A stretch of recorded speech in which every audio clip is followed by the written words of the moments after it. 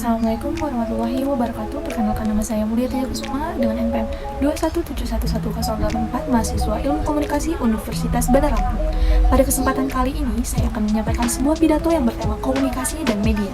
Berbicara mengenai komunikasi dan media, siapa yang tidak tahu handphone atau ponsel genggam? Salah satu media komunikasi berbentuk kotak yang mudah dibawa kemana-mana. Perkembangannya pun beragam dari tahun ke tahun. Komunikasi zaman dahulu tak semudah dengan komunikasi di era globalisasi yang biasa disebut dengan sebutan zaman now.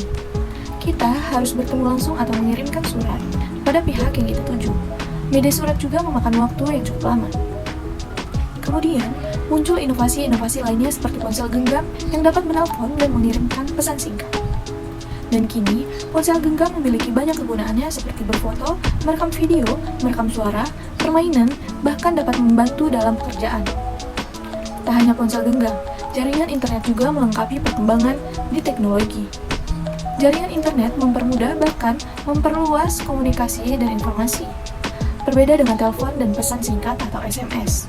Dengan jaringan internet, komunikasi bisa dilakukan secara audiovisual dan terdapat simbol-simbol yang bisa mengekspresikan pesan kita.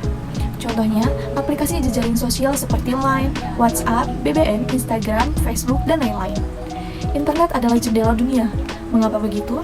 Melalui internet, kita dapat mengetahui segala hal yang ada di dunia ini, serta kita dapat berkomunikasi dengan siapapun tanpa ada batasan jarak dan waktu. Teman-teman, mudahnya mengakses informasi dengan internet dan canggihnya media ponsel genggam tentu membawa banyak pengaruh dalam segala aspek kehidupan kita. Komunikasi menjadi sangat mudah dan luas. Salah satu halnya yaitu jejaring sosial.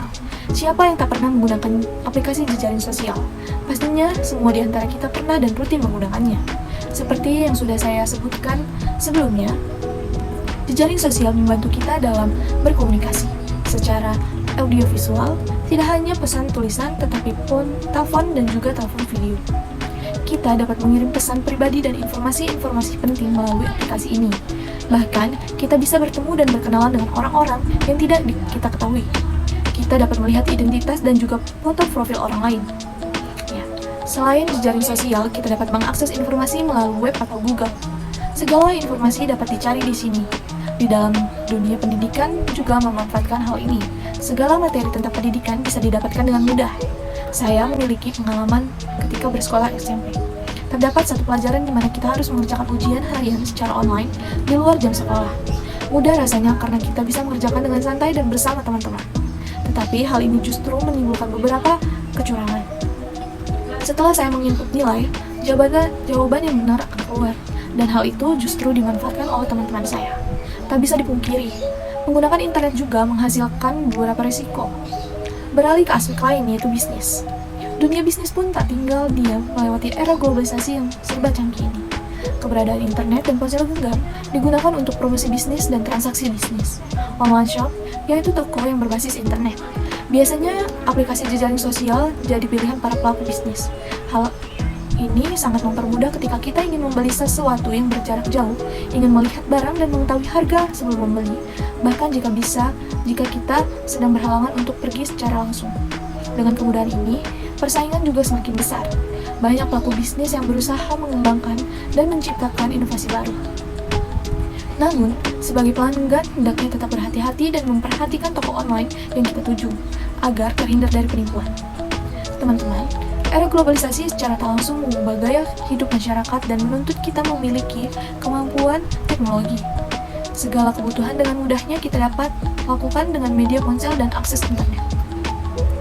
Dari beberapa manfaat yang sudah saya utarakan tadi, hadirnya inovasi ponsel dan jaringan internet juga menimbulkan dampak negatif di sekitar kita.